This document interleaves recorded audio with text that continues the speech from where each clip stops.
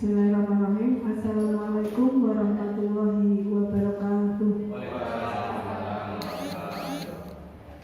Kepada Bapak Kepala Sekolah SMP Negeri 3 Slokimo yang saya hormati dan kepada rekan-rekan guru semuanya yang saya hormati. Terima kasih atas kehadiran Bapak Ibu semua di acara pengimbasan budaya positif.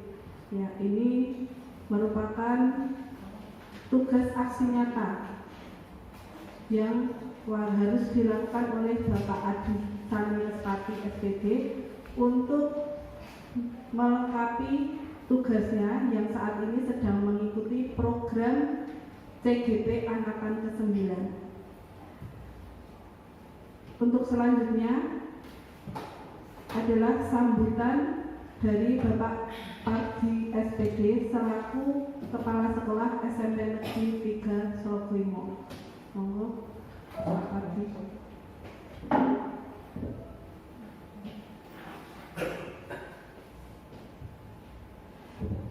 Terima kasih. Bismillahirrahmanirrahim. Assalamualaikum warahmatullahi wabarakatuh. Ya, Bapak Ibu semuanya, dan kami banggakan guru kami Bapak Adi Sanilespati bahwasanya beberapa guru kita yang sudah masuk di barisan guru penggerak sudah melakukan kegiatan aksi nyatanya. Kalau kemarin Ibu Isna, sebelumnya Pak Gunarno, dan sekarang guru Pak Adi Saling, dan mungkin besok Pak Kuku, Bu Uci, Buka, Bu Nida, Bu Eti, dan lain-lain. Yang jelas satu penggerak maksimal 50 tahun. Jadi kalau yang sudah 50 tahun tinggal menunggu dari belakang. Jadi di belakang itu harus tukuri andanya. Dan alhamdulillah pada saat ini kita melakukan kegiatan yang dimotori oleh Pak Adi Saling di guru penggerak angkatan ke-9 terkait dengan budaya positif. Budaya positif yang oleh sekolah harus kita dukung dan dimotori oleh guru penggerak sebagai satu arah dan sutradara menuju ke arah sekolah kita yang ke depan makin lebih baik dan lebih baik. Dengan demikian, terima kasih sekali pada harapan pilih ini. Ya, harapan kami ini adalah didukung oleh seluruh stakeholder di sekolah dan kita bisa maju bersama untuk lebih baik di masa-masa yang datang. Terima kasih Pak Sani, lanjutkan tugas Pak Sani, tugas pendidikan supaya ke depan sekolah kita menjadi sekolah yang menjadi rujukan dari siswa-siswi lulusan SD di lingkungan kita. Terima kasih. Assalamualaikum warahmatullahi wabarakatuh. Terima kasih kepada Bapak Kepala Sekolah SMP Negeri 3 Slokimo. Untuk selanjutnya kita langsung saja ke acara inti kita. Monggo Pak Sani yang mau memaparkan tentang budaya positif, dan untuk yang terakhir silakan nanti sekalian ditutup ya.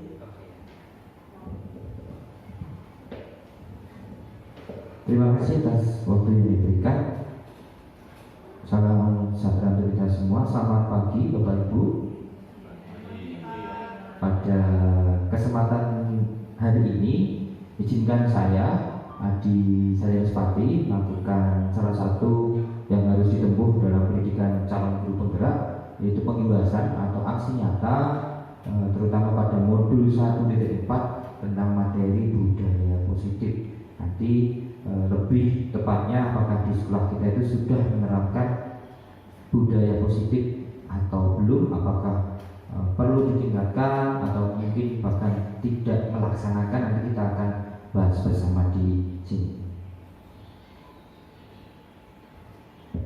Yang melatar belakangi budaya positif itu dari filosofi Yayasan Dewantara yang mengibaratkan sekolah adalah ladang tempat persemaian bibit-bibit, di mana sebuah ladang tentunya nanti ada seorang petani di situ dan mengusahakan bagaimana bibit-bibit itu bisa menjadi kalau bibit itu menjadi tumbuh. Nah, bagaimana cara merawatnya dengan memperbaiki kondisi tanah, memelihara bibit tanaman, memberi air pupuk dan membersihkan dari hama dan ulat. Sama pada sekolah kita diberikan bibit-bibit yang mungkin ada yang unggul, ada yang tidak unggul. Nanti tugas kita adalah mendampingi, kemudian memperbaiki kondisi tanah, memelihara serta memberikan ilmu sehingga nanti ketika lulus dari sini menjadi anak yang berguna. Kemudian tentunya untuk menciptakan budaya positif di sekolah tidak bisa dilaksanakan oleh satu orang saja, ya, tetapi kita harus berkolaborasi dengan semuanya, baik kepala sekolah, bapak ibu guru atau teman sejawat, peserta didik dan juga tentunya warga sekitar. Nah, pengantar ada 2 pertanyaan. Apakah itu budaya positif menurut panjenengan? Tidak ada jawaban benar dan salah. Saya mau mendengar dari Pak Kukuh. Apa itu budaya positif, Pak Kukuh? Menurut saya tidak ada salah. Saya bisa mencontohkan mungkin lebih mendahulukan adat daripada ilmu. Artinya anak-anak ditamakan untuk sopan satu terlebih dahulu, baru kita memberikan pelajaran ilmu.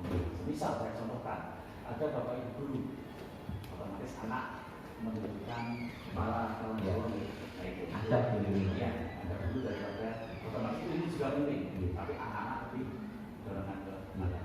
Mungkin itu pasangan. Satu lagi mungkin dari Pak Samin, Pak. Budaya positif itu yang pribadi, ya, panjenengan.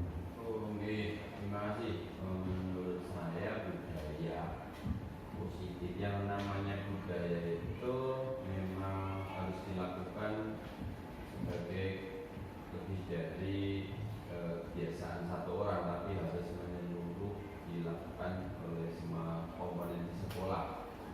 Kemudian kalau dikatakan positif ya berarti kebiasaan atau kebiasaan sehari-hari sebagai budaya sehari-hari yang positif, yang tentunya di sekolah ini banyak sekali kita sudah melakukan, seperti kita pagi-pagi datang untuk di pintu gerbang menyapa, salam senyum sapa pada anak, itu bagian dari budaya positif.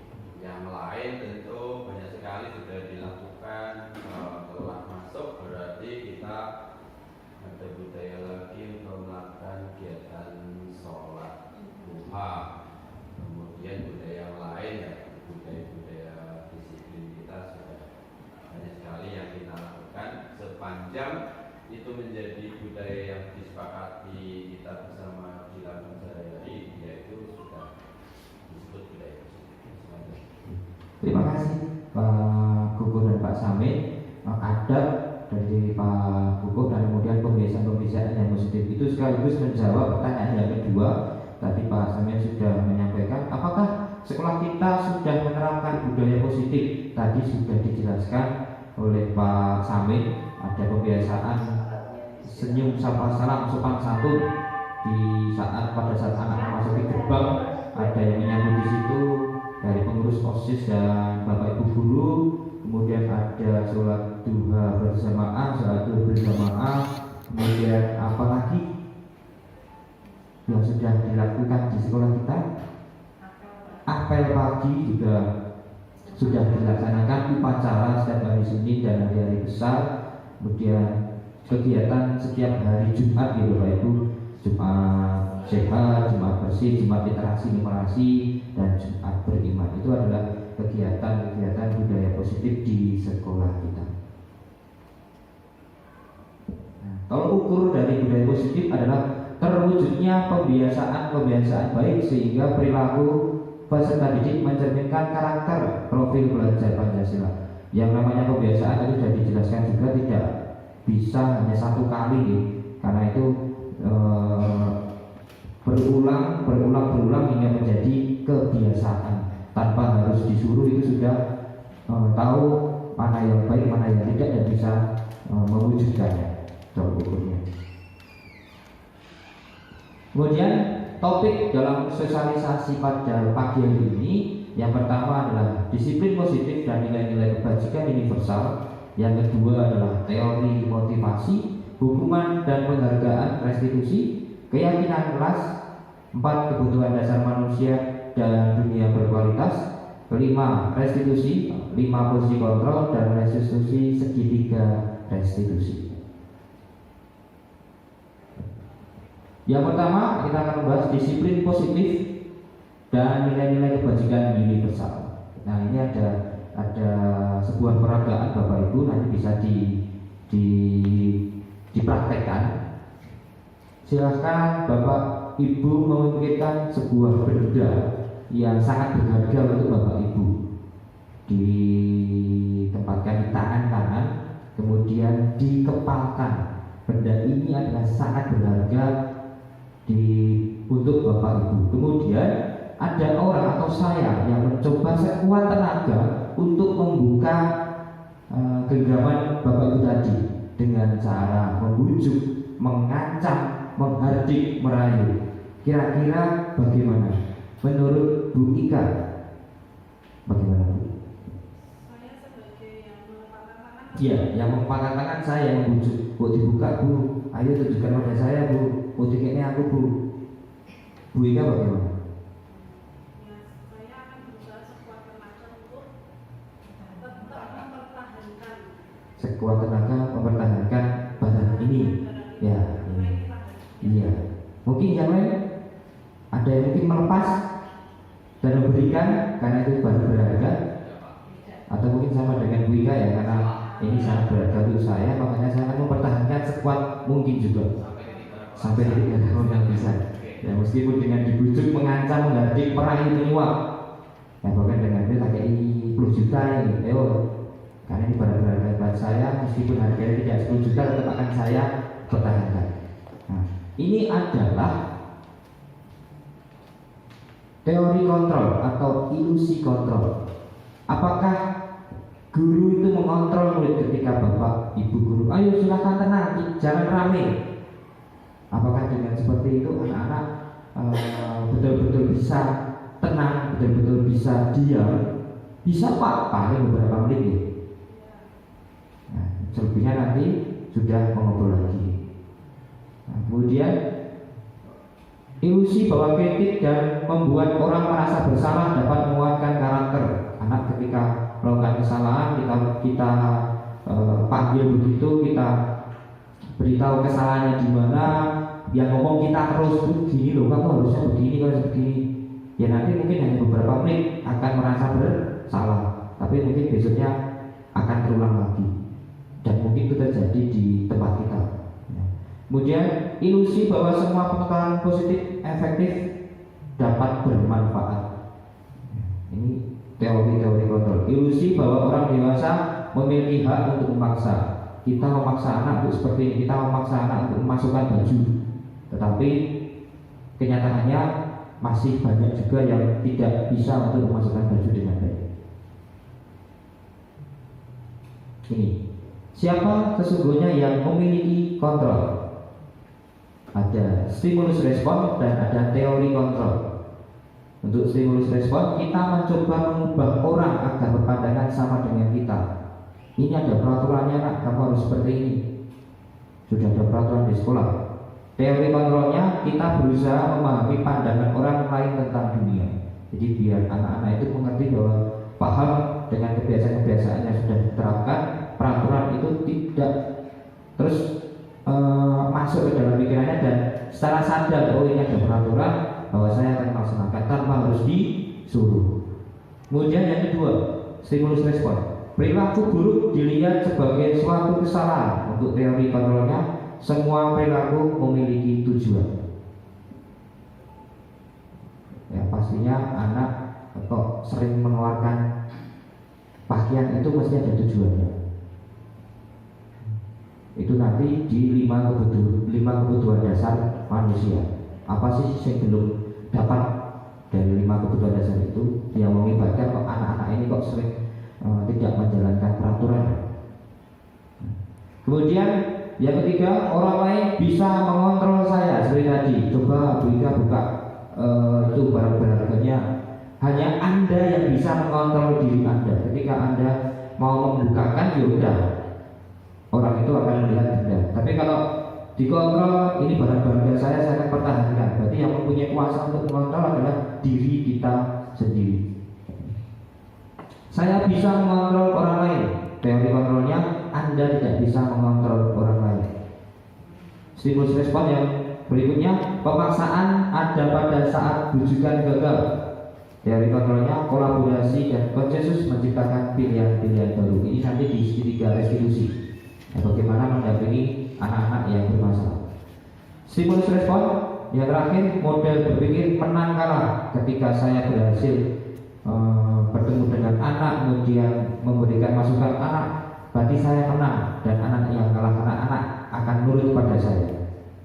Tapi dalam teori kontrol, model berpikir menang-menang. Anak diajak berbicara, yang menyelami apa sih perbuatan yang mungkin melanggar kesepakatan kelas, kemudian bisa mengidentifikasi kesalahannya dan berusaha untuk berubah menjadi yang lebih baik.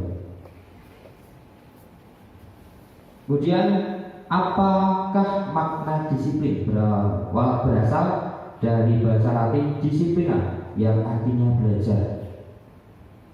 Kemudian, namun dalam budaya kita, makna kata disiplin telah berubah bentuk, berubah maknanya, sesuatu yang dilakukan seorang pada orang lain untuk mendapatkan kepatuhan. Kecenderungan umum adalah menghubungkan kata disiplin dengan ketidaknyamanan, bukan dengan apa yang kita hargai atau pencapaian suatu tujuan mulia. Jadi disiplin itu seharusnya melekat pada diri kita sendiri, disiplin positif, sehingga nanti secara sadar tanpa disuruh anak atau kita itu sudah melaksanakan peraturan yang ada.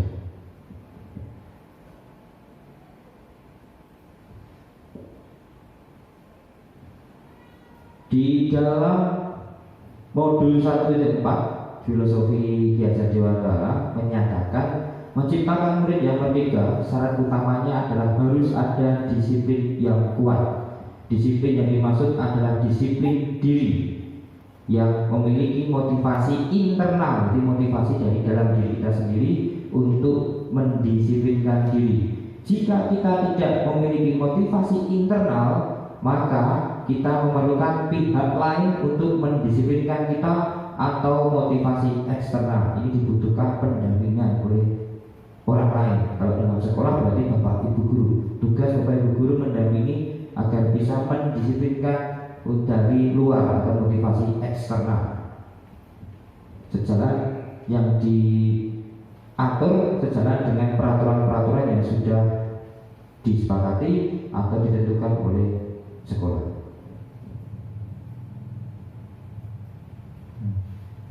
Kita masukkan nilai-nilai kebajikan universal. Ya. Nilai-nilai kebajikan adalah sifat-sifat positif manusia yang merupakan tujuan mulia yang ingin dicapai oleh setiap individu. Nilai-nilai tersebut bersifat universal dan lintas bahasa, suku bangsa, agama maupun latar belakang. Setiap perilaku atau perbuatan memiliki suatu tujuan. Dengan mengaitkan nilai-nilai kebajikan yang diyakini seorang, maka motivasi intrinsnya akan terbangun, sehingga menggerakkan motivasi dari dalam untuk dapat mencapai tujuan mulia yang diinginkan. Dan di dalam kurikulum merdeka ini, nilai-nilai kebajikan diimplementasikan dalam profil pelajar Pancasila: berkebinekaan global, bergotong royong, kreatif, bernalar kritis, mandiri, beriman, bertakwa kepada Tuhan Yang Maha Esa, dan berakhlak mulia. Sebenarnya masih banyak lagi nilai-nilai kebajikan, tapi sesuai dengan arahan dari pemerintah di dalam profil pelajar Pancasila ada 6 nilai yang harus dicapai untuk anak-anak sekolah. Kita masuk ke pembelajaran yang kedua, teori motivasi, hukuman, dan penghargaan restitusi. Ada 3 motivasi perilaku manusia yang eksternal dari luar, karena anak-anak atau seseorang akan disiplin untuk menghindari hukuman. Kalau peraturan nanti kalau saya nggak melaksanakan, saya akan dihukum. Yang kedua, masih dalam motivasi eksternal dari luar untuk mendapatkan penghargaan. Saya akan mengikuti kegiatan ini karena nanti pasti akan dapat hadiah.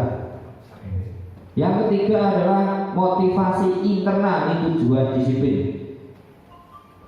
Menghargai diri sendiri, saya akan menjadi orang yang seperti apa ya bila saya melakukannya. Jadi tidak didasarkan rasa hukuman atau mendapatkan imbalan. Menurut Ki Hajar Dewantara, merdeka itu artinya tidak hanya terlepas dari perintah, akan tetapi juga cakap membuat perintah diri sendiri. Ya, kita bisa mulai mendisiplinkan diri ketika kita mempunyai sudah mindset atau peraturan diri sendiri. Saya tidak akan terlambat, makanya saya harus bangun pagi, ya, mempersiapkan segala sesuatunya, berangkat jam berapa sehingga nanti tidak terlambat. Nah, itu contoh kecil memerintah diri sendiri. Untuk menghargai diri sendiri, ini masuk yang motivasi perilaku yang ketiga tadi. Untuk menghargai diri sendiri, orang dengan motivasi ini akan bertanya, akan menjadi orang seperti apa bila saya melakukannya. Mereka melakukan sesuatu karena nilai yang mereka yakini dan hargai. Nah, mereka telah memiliki motivasi intrinsik yang berdampak jangka panjang. Jadi ketika kita sudah memiliki motivasi intrinsik, itu dampaknya jangka panjang. Motivasi yang tidak akan terpengaruh pada adanya hukuman atau hadiah. Jadi bukan karena dihukum, bukan karena ada hadiah, makanya saya akan melakukan dengan sendirinya. Motivasi intrinsik. Mereka akan tetap berperilaku baik dan berlandaskan nilai-nilai kebajikan tadi, profil pelajar Pancasila tadi, karena mereka ingin menjadi orang yang menjunjung tinggi nilai-nilai yang mereka hargai. Jadi ketika anak sudah paham nilai-nilai kebajikan tadi, bergotong royong, ya, kreatif, ketika sudah memiliki motivasi intrinsik, anak akan melakukan dengan sendirinya.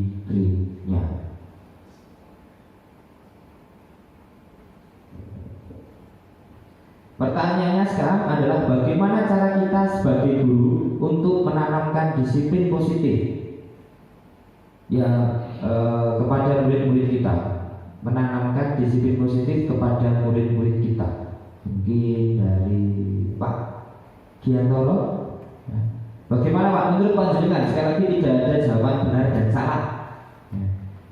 Bagaimana cara kita sebagai guru untuk menanamkan disiplin positif kepada murid-murid kita? Pembiasaan suatu yang menuju pada karakter misalnya kita berusaha untuk memasukkan baju. Iya. Itu biasanya.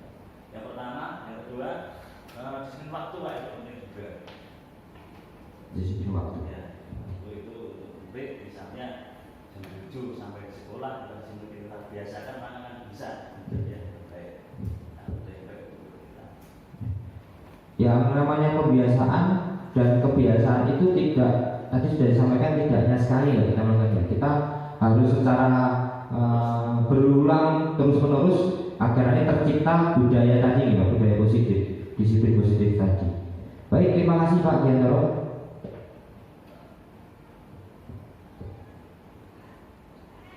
Pertanyaan pemantik lagi, apakah Anda setuju dengan pernyataan ini? Hukuman dapat mendisiplinkan anak. Pak Kuku? Ya, saya jawab. Iya, nomor 1. Kita lihat kategori kesalahan anak. Ya, kalau memang kategori kesalahan anak besar, saya hukuman oke lah, boleh diberikan secara biar ada bahasa ini shock terapi ya, efek jerah ya. Tapi ketika hukuman kesalahan anak tidak begitu, ya hukuman boleh, tapi hukuman yang sedang ringan saja. Ya, mungkin itu Mas. Ya. Baik, menarik sekali dari Pak Kukuh, disesuaikan dengan tingkat yang dilakukan apa begitu ya sama anak ini. Tinggal kita nanti memberikan hukuman yang mungkin mendidik, yang nanti tahapnya juga disesuaikan dengan yang dilaksanakan. Baik. Yang nomor 2, pemberian hukuman dengan hal positif seperti membaca atau membersihkan halaman sekolah dapat meningkatkan disiplin anak, Ibu Ika? Menurut panjenengan, setuju tidak dengan nyataan ini? Membaca, membersihkan halaman itu bisa meningkatkan disiplin anak? 50-50, tergantung anaknya juga ya. Berarti kita harus bisa mendesain juga bentuk-bentuk hukuman atau nanti penerapannya bagaimana ya. Karena tadi menurut Bu Ika 50-50, membaca ya kadang bisa, kadang juga tidak, tergantung anaknya. Oke, terima kasih. Yang ketiga, memberi penghargaan dapat meningkatkan motivasi belajar anak.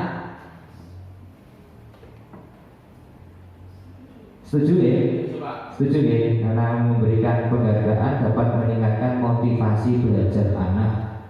Kita sudah seringkali memberikan penghargaan pada anak ketika di upacara begitu ya. Itu harapannya biar anak juga yang mendapatkan penghargaan semakin percaya diri, dan untuk anak-anak juga menambah motivasi supaya aku harus bisa seperti dia juga bisa. Nah, juga bisa memotivasi anak belajar anak. Hukuman adalah suatu tindakan untuk membalas perbuatan yang salah. Konsekuensi adalah akibat dari tindakan atau perbuatan yang pernah terjadi sebelumnya. Bisa baik atau buruk, biasanya sudah disepakati sebelumnya. Nah, ini perbedaan hukuman sama konsekuensi. Nanti kita akan membahasnya. Dalam menjalankan peraturan ataupun keyakinan kelas atau sekolah, bila mana ada suatu pelanggaran, tentunya sesuatu harus terjadi. Untuk itu, kita perlu meninjau ulang tindakan penegakan peraturan sekolah atau keyakinan kelas atau sekolah. Tindakan terhadap suatu pelanggaran pada umumnya berbentuk hukuman atau konsekuensi. Sekarang kita diperkenalkan program disiplin positif yang dinamakan restitusi. Nah, hukuman, perbedaan hukuman dan konsekuensi yang tadi saya sampaikan. Untuk hukuman, sesuatu yang menyakitkan harus terjadi. Konsekuensi, sesuatu harus terjadi. Hukuman membuat anak sakit fisik maupun hati dalam jangka waktu yang lama. Konsekuensi membuat anak merasa tidak nyaman dalam jangka waktu pendek. Hukuman, anak membenci kedisiplinan. Konsekuensi, anak menghargai disiplin. Hukuman karena paksaan, konsekuensi stimulus dan tanggapan. Hukuman mendorong anak menyakiti diri sendiri, konsekuensi mendorong anak agar mudah menyesuaikan diri. Hukuman konsep diri yang buruk, konsekuensi konsep diri yang baik. Hukuman anak belajar untuk menyembunyikan kesalahan, konsekuensi anak belajar untuk mematuhi peraturan. Hukuman marah, rasa bersalah, dipermalukan, merasa tidak dihargai. Konsekuensi kehilangan hak, dibuat tidak nyaman, diasingkan untuk sementara. Nah, ini menurut Bapak Ibu guru termasuk hukuman atau konsekuensi. Yang pertama, mencatat 100 kali di dalam buku, saya tidak akan terlambat lagi karena terlambat ke sekolah. Ini menurut Bapak Ibu hukuman atau konsekuensi? Konsekuensi. Yang kedua, lari mengelilingi lapangan basket 2 kali karena terlambat hadir di sekolah. Hukuman. Nah, ini biasanya langsung ya. Setelah lari. Kalau tadi yang ketiga, murid diminta untuk push up 15 kali karena tidak menggunakan masker di sekolah. Hukuman ya. Oke, hukuman. Ada yang hukuman, ada yang konsekuensi. 4. Menggantikan kertas tugas teman yang telah dicoret-coret. Konsekuensi. Karena mungkin saya merusak barang orang lain, dan jadi saya harus menggantinya. Membersihkan tumpahan air di meja tulis karena tersenggol pada saat belajar. Konsekuensi. Karena saya melakukan kesalahan mengerti meja, berarti saya harus membersihkan. Nomor 6, murid disuruh untuk mengenakan sepatu seharian di sekolah karena tidak mengenakan sepatu hitam. Konsekuensi. Lari mengelilingi lapangan basket 2 kali karena terlambat 10 menit untuk pelajaran PJOK. Bisa konsekuensi, Pak. Iya, bisa konsekuensi karena sudah ada kesepakatan tadi, betul. Konsekuensi itu sudah ada kesepakatan, ya, sudah ada kesepakatan. Ya, karena kalau jam olahraga kayak terlambat ya kamu harus lari, itu kan bagian dari olahraga juga. Konsekuensi. Apa itu restitusi? Restitusi adalah proses menciptakan kondisi bagi murid untuk memperbaiki kesalahan mereka sehingga mereka bisa kembali pada kelompok mereka dengan karakter yang lebih kuat.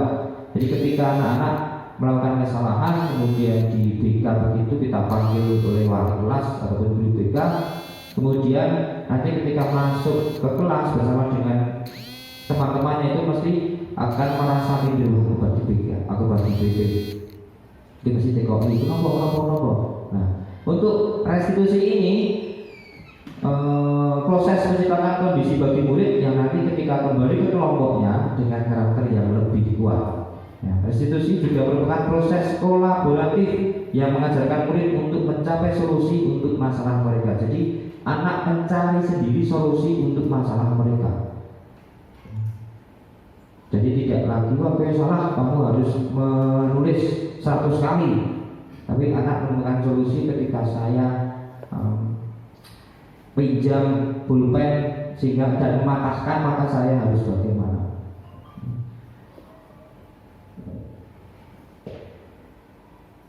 Sebelum kita membahas lebih mendalam tentang penerapan restitusi, kita perlu bertanya dulu apakah perbedaan antara hukuman dan konsekuensi.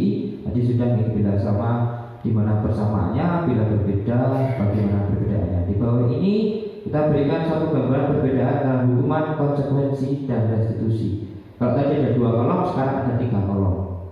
Ya, kita fokus yang ke restitusi karena tadi yang hukuman dan konsekuensi sudah kita bahas. Untuk restitusi adalah merupakan pilihan. Yang kedua, menguatkan untuk murid dalam jangka waktu yang panjang.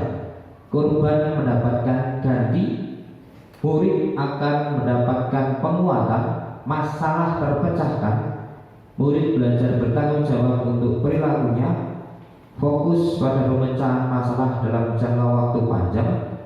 Kemudian apa yang kamu yakini, apa yang bisa kamu lakukan untuk memperbaiki masalah ini. Murid atau anak menghormati dirinya dan orang lain. Jadi di restitusi ini kita akan sebagai guru BK Bapak Ibu, lebih menjadi guru BK, dan kita harus bisa menyelesaikan permasalahan yang dihadapi anak tanpa harus memberikan hukuman atau konsekuensi. Anak diajak berbicara dari hati ke hati sehingga nanti anak bisa menyampaikan kenapa toh kok melakukan seperti itu, motivasimu apa, kemudian bisa mencari solusi atas permasalahannya. Nah, 9 ciri-ciri restitusi. Yang pertama, bukan untuk menebus kesalahan, namun untuk belajar dari kesalahan. 2, memperbaiki hubungan. 3, tawaran. Ini tawaran bukan paksaan, berarti menawarkan. Nah, bagaimana terus nanti cara penyelesaiannya menurutmu? 4, restitusi menuntun untuk melihat ke dalam diri. 5, restitusi mencari kebutuhan dasar yang mendasari tindakan. 6, restitusi diri adalah cara yang paling baik. 7, restitusi fokus pada karakter bukan tindakan.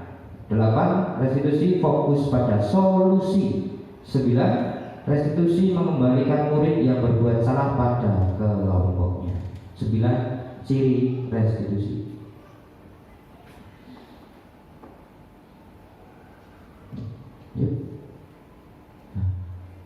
Pengaruh jangka pendek dan jangka panjang terhadap penghargaan. Penghargaan efektif jika kita menginginkan seseorang melakukan sesuatu yang kita inginkan dalam jangka waktu pendek. Jika kita menggunakan penghargaan lagi dan lagi, maka orang tersebut akan bergantung pada penghargaan yang diberikan. Dimotivasi adanya penghargaan tadi. Jika kita mendapatkan penghargaan untuk melakukan sesuatu yang baik, maka selain kita senantiasa berharap mendapatkan penghargaan tersebut lagi. Wah, gak ono hadiah yuk, bisa semelu. Mengharapkan penghargaan. Penghargaan menghukum mereka yang tidak mendapatkan penghargaan, misalnya dalam sistem ranking. Mereka yang mendapatkan ranking kedua akan merasa paling dihukum. Memberikan penghargaan dan hukuman adalah hal yang sama, karena keduanya mencoba mengendalikan perilaku seseorang. Karena orang pada dasarnya tidak suka dikendalikan dalam jangka waktu lama, penghargaan akan sangat terlihat sebagai hukuman. Maka suatu penghargaan diharapkan, namun Anda tidak mendapatkannya, Anda akan merasa dihukum. Ini ketika sistem ranking atau sistem juara 1, 2, 3. Terkadang yang nomor 2 itu, wah kudune saya bisa menjadi nomor 1, ternyata saya masih kalah. Jadi tidak ada rasa bangga di situ, tapi adanya rasa bersalah tadi, merasa dihukum. Apakah nanti baik akan adanya penghargaan ini, nanti bisa kita bahas bersama.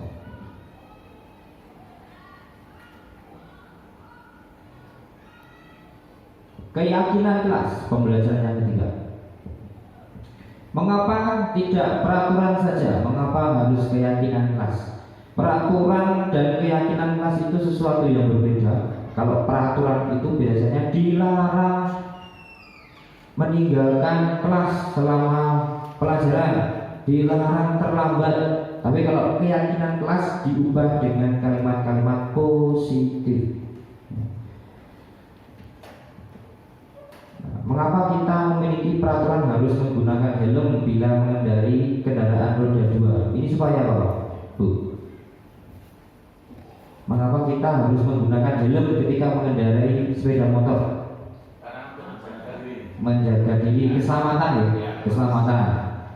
Kemudian, mengapa kita memiliki peraturan 3M, menggunakan masker, mencuci pada saat pandemi itu? Kesehatan dan saling menghargai, menghormati, karena semuanya agar tidak mungkin mewabah virusnya, makanya harus menggunakan masker.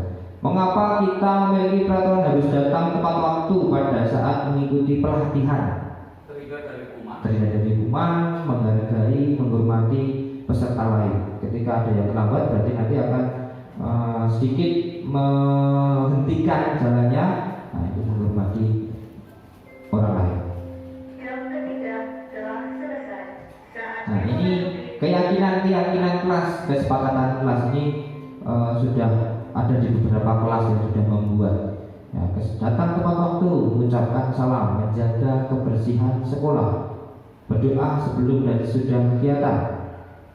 Kami guru dan murid yang saling menyayangi, kami murid yang semangat belajar, kami murid yang peduli dengan teman-teman. Jadi dibuat dengan kalimat-kalimat positif untuk keyakinan atau kesepakatan kelas.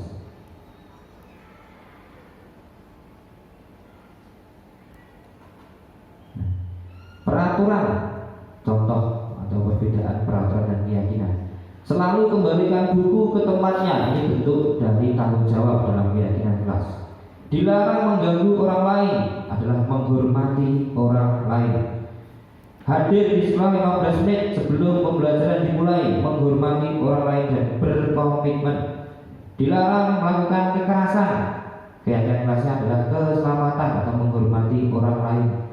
Dilarang menggunakan narkoba, merokok, itu adalah kesehatan, menjaga kesehatan. Bergantian atau menunggu giliran, menghormati orang lain, bersabar, mengantri, budaya mengantri. Gunakan masker, tadi sudah disebutkan, kesehatan dan keselamatan. Jangan berlari di kelas atau koridor, keselamatan dan keamanan. Jadi jika nantinya kita akan membuat kesepakatan kelas, terutama wali kelas itu bisa menggunakan kalimat-kalimat seperti ini, kalimat yang lebih positif. Keempat, kebutuhan dasar manusia. Yang pertama ada bertahan hidup, yang di tengah itu yang paling utama, bertahan hidup. Kemudian adalah penguasaan, kebebasan, kesenangan, kasih sayang, dan rasa diterima. Kebutuhan bertahan hidup atau survival adalah kebutuhan yang bersifat fisiologis seperti makan, minum, kesehatan rumah. Kebutuhan biologis sebagai bagian dari proses reproduksi tetap bertahan hidup. 5. Posisi kontrol.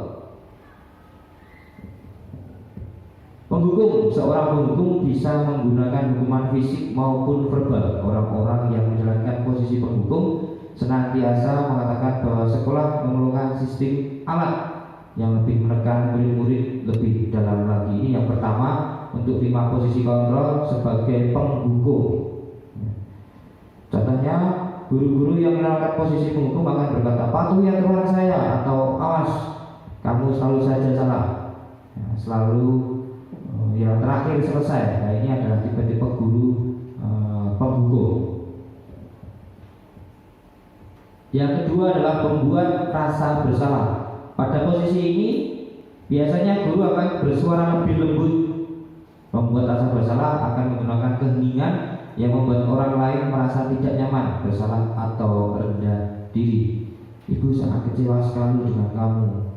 Berapa kali Bapak harus memberitahu kamu? Itu pelan, itu mengibatkan anak nanti akan merasa bersalah. Penghukum merasa bersalah sebagai teman. Guru pada posisi ini tidak akan menyakiti murid, namun akan tetap berupaya mengontrol murid melalui persuasi. Posisi teman pada guru bisa negatif ataupun positif. Di sini berupa hubungan baik yang terjalin antara guru dan murid. Guru di posisi ini teman menggunakan hubungan baik dan humor untuk mengawali seseorang. Maka ayo bantulah demi Bapak. Ayo ingat tidak bantuan Bapak selama ini, tidak ingat bantuan Bapak selama ini. Jadi lebih ke teman.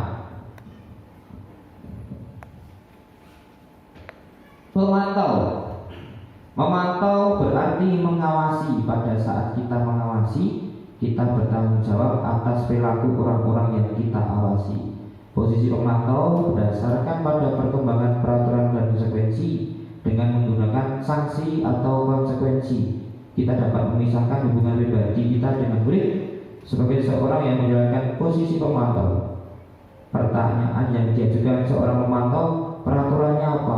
Apa yang telah kamu lakukan? Ini yang keempat, 5 posisi kontrol sebagai pemantau. Yang kelima adalah manajer.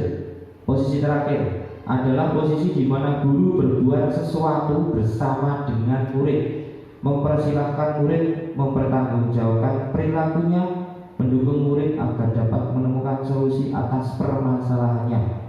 Seorang manajer tidak memiliki keterampilan di posisi teman maupun pemantau, dan dengan demikian bisa jadi di waktu-waktu tertentu kembali pada kedua posisi tersebut bila diperlukan, menjadi pemantau dan manajer. Dan yang diharapkan nanti Bapak Ibu guru itu bisa menjadi posisi manajer. Tetapi di sekolah itu memang baik jika tidak semua menjadi manajer atau pemantau, harus ada yang menjadi penghukum. Ya, ada kalanya kita juga harus bisa menjadi penghukum. Jadi tidak terus menjadi manajer terus. Begitu.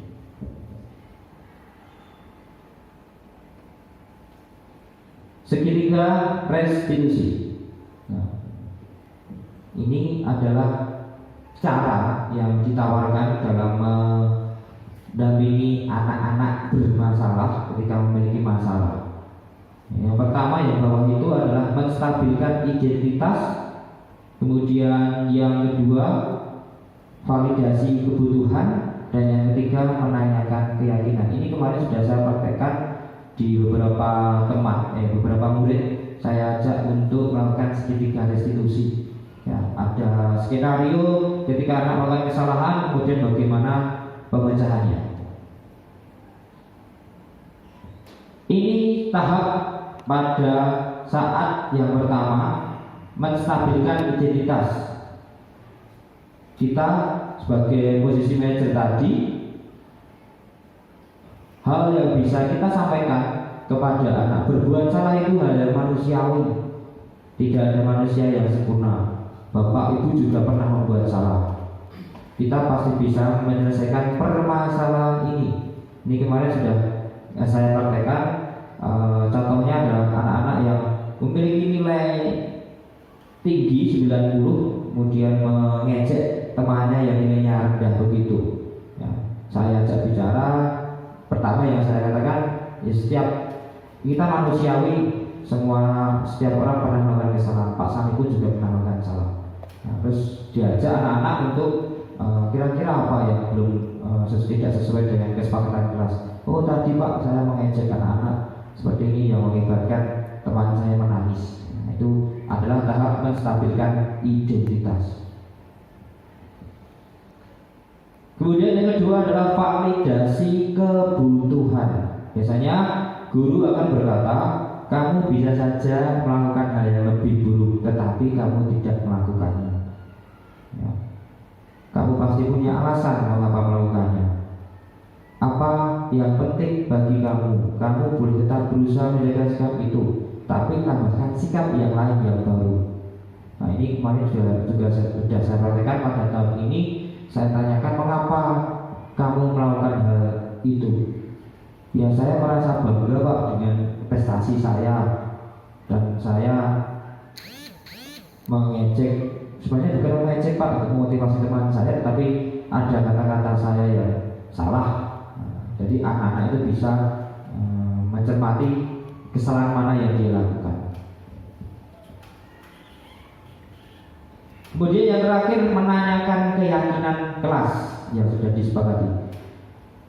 Biasanya guru akan berkata, apa nilai yang kita percaya di kelas atau di sekolah kita, nilai-nilai universal apa yang telah kita sepakati. Ya, ini kemarin juga sudah saya praktekkan. Pada tahun ini saya bilang kepada anak-anak, kira-kira apa yang nilai apa yang kalian langgar, yang kalian percaya dan tidak dilakukan. Menghormati teman Pak, karena saya sudah mengejek teman, saya tidak menghargai dan menghormati teman. Kemudian ditawarkan, nah terus bagaimana cara menyelesaikannya? Jika kamu ada temanmu yang merasa tersinggung, sakit hati karena ucapanmu, apa yang akan kamu lakukan? Saya akan meminta maaf Pak. Saya akan mendatangi teman saya dan saya akan meminta maaf biar semuanya menjadi baik. Ya, jadi teori segitiga restitusi ini membantu kita sebagai bapak ibu guru untuk menyelesaikan masalah yang dihadapi anak tanpa harus menghukum atau konsekuensi, tapi lebih kita diajak untuk sharing pada anak itu. Anak bisa menjelaskan apa yang dilakukan, anak bisa menjelaskan apa yang melanggar yang diyakini, kemudian yang terakhir bisa menemukan solusi atas masalah yang dilakukan.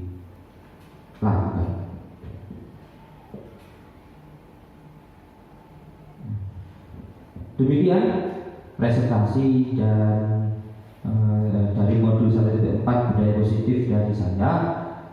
Satu pertanyaan untuk Bapak Ibu guru, tadi sudah dijelaskan budaya positif sudah ada atau sudah kita jalankan di sekolah kita ya, dari senyum sapa salam sopan santun, pembiasaan sholat duha sholat duhur, ada apel, ada upacara setiap hari besar dan setiap hari Senin, ada kegiatan Jumat.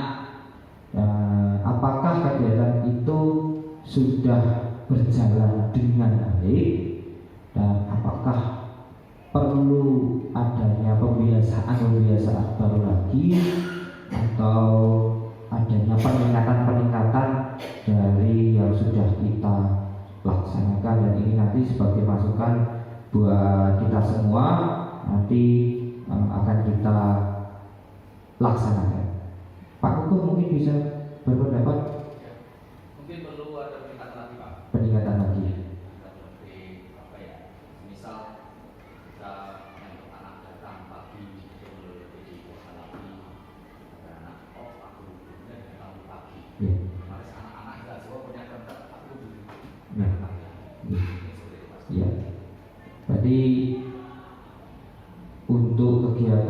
kebiasaan yang sudah berjalan sudah baik, tapi perlu adanya kolaborasi lagi Pak, dengan adanya Bapak Ibu guru terutama, karena kalau hanya anak saja ya tidak maksimal begitu, tidak maksimal.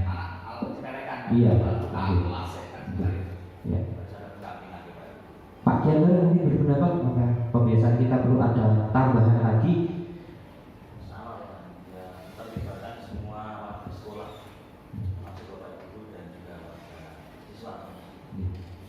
Berarti saya selaku mungkin siswa di sini jangan hanya memberikan tugas atau instruksi pada anak-anak, tapi kita juga bisa harus memberikan contoh gitu, agar semua bisa berjalan dengan baik.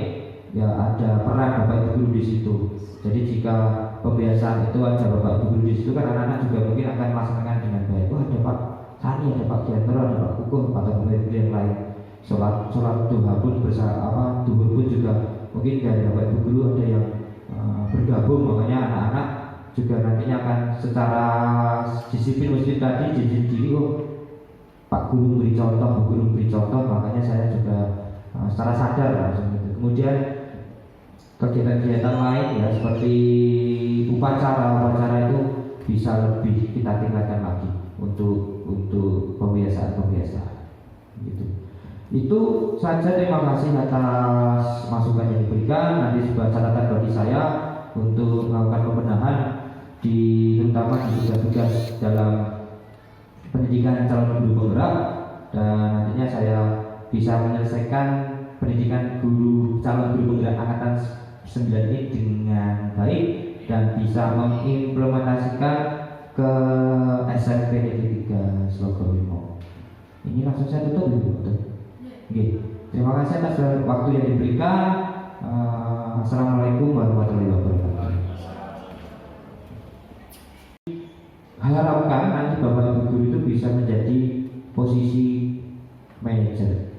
Tetapi di sekolah itu memang baik jika tidak semua menjadi manajer atau mentor, harus ada yang menjadi penghukum. Ya, ada kalanya kita juga harus bisa menjadi penghukum. Jadi tidak terus menjadi manajer terus.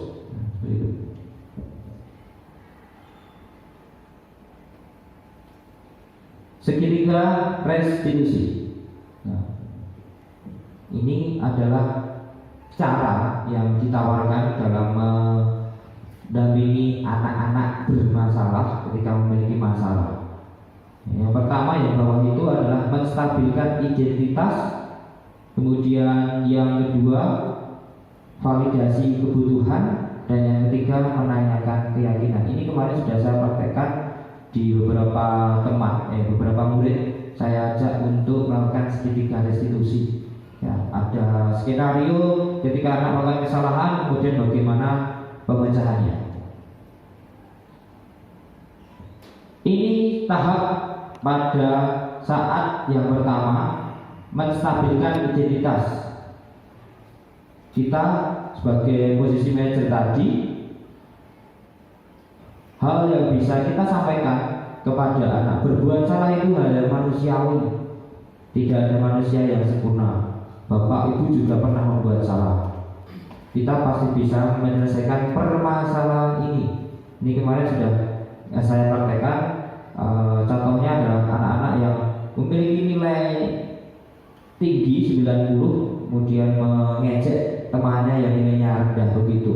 Ya, saya ajak bicara. Pertama yang saya katakan, ya setiap kita manusiawi, setiap orang pernah melakukan kesalahan. Pak Sami pun juga pernah melakukan salah. Nah, terus diajak anak-anak untuk kira-kira apa yang belum tidak sesuai dengan kesepakatan kelas. Oh tadi Pak, saya mengejek anak-anak seperti ini yang mengibarkan teman saya menangis. Nah, itu adalah tahap menstabilkan identitas. Kemudian yang kedua adalah validasi kebutuhan. Biasanya guru akan berkata, kamu bisa saja melakukan hal yang lebih buruk, tetapi kamu tidak melakukannya. Ya. Kamu pasti punya alasan mengapa melakukannya. Apa yang penting bagi kamu? Kamu boleh tetap berusaha menjaga sikap itu, tapi tambahkan sikap yang lain yang baru. Nah ini kemarin juga saya praktekkan pada tahun ini. Saya tanyakan mengapa kamu melakukan hal itu. Ya saya merasa bangga Pak dengan prestasi saya, dan saya mengecek, sebenarnya bukan mengecek Pak untuk memotivasi teman saya, tapi ada kata-kata saya yang salah. Jadi anak-anak itu bisa mencermati kesalahan mana yang dia lakukan. Kemudian yang terakhir, menanyakan keyakinan kelas yang sudah disepakati. Biasanya guru akan berkata, apa nilai yang kita percaya di kelas atau di sekolah kita, nilai-nilai universal apa yang telah kita sepakati. Ya ini kemarin juga sudah saya praktekkan. Pada tahun ini saya bilang kepada anak-anak, kira-kira apa yang nilai apa yang kalian langgar, yang kalian percaya dan tidak dilakukan. Menghormati teman Pak, karena saya tidak mengecek teman, saya tidak menghargai dan menghormati teman. Kemudian ditawarkan, nah terus bagaimana cara menyelesaikannya? Jika kamu ada temanmu yang merasa tersinggung, sakit hati karena ucapanmu, apa yang akan kamu lakukan? Saya akan meminta maaf Pak. Saya akan mendatangi teman saya dan saya akan meminta maaf biar semuanya menjadi baik. Ya, jadi teori segitiga restitusi ini membantu kita sebagai bapak ibu guru untuk menyelesaikan masalah yang dihadapi anak tanpa harus menghukum atau konsekuensi, tapi lebih kita diajak untuk sharing pada anak itu. Anak bisa menjelaskan apa yang dilakukan, anak bisa menjelaskan apa yang melanggar yang diyakini, kemudian yang terakhir bisa menemukan solusi atas masalah yang dilakukan.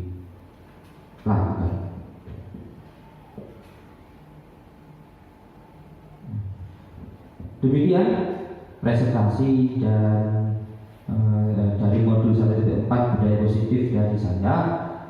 Satu pertanyaan untuk Bapak Ibu guru, tadi sudah dijelaskan budaya positif sudah ada atau sudah kita jalankan di sekolah kita ya, dari senyum sapa salam sopan santun, pembiasaan sholat duha sholat duhur, ada apel, ada upacara setiap hari besar dan setiap hari Senin, ada kegiatan Jumat.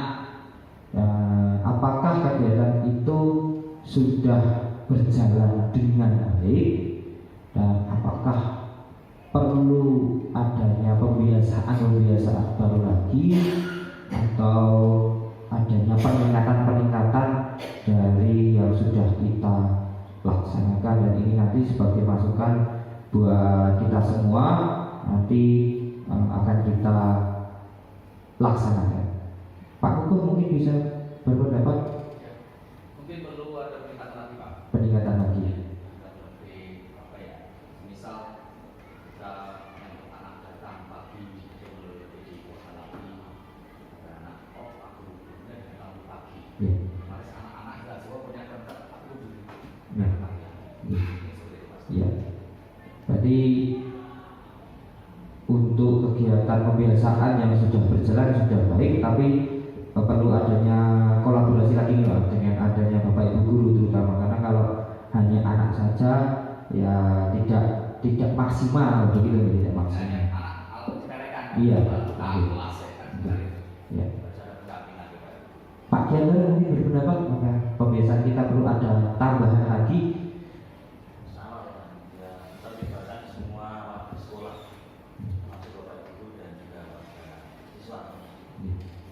Berarti saya selaku mungkin siswanya sini jangan hanya memberikan tugas atau instruksi pada anak-anak, tapi kita juga bisa harus memberikan contoh gitu, agar semua bisa berjalan dengan baik. Ya ada peran Bapak Ibu guru di situ.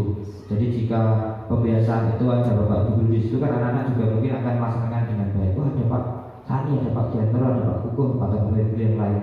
Sholat duha pun bersama duhur pun juga mungkin dari Bapak Ibu guru ada yang bergabung, makanya anak-anak juga nantinya akan secara disiplin muslim tadi jadi diri. Oh Pak guru beri contoh, Bu guru beri contoh, makanya saya juga secara sadar langsung gitu. Kemudian kegiatan-kegiatan lain ya seperti upacara itu bisa lebih kita tingkatkan lagi untuk pembiasaan gitu. Itu saja, terima kasih atas masukan yang diberikan. Nanti sebuah catatan bagi saya untuk melakukan pembenahan terutama di tugas-tugas dalam pendidikan calon guru penggerak, dan nantinya saya bisa menyelesaikan pendidikan calon guru penggerak angkatan 9 ini dengan baik dan bisa mengimplementasikan ke SMP Negeri 3 Slogoimo. Ini langsung saya tutup dulu. Oke. Terima kasih atas waktu yang diberikan. Assalamualaikum warahmatullahi wabarakatuh.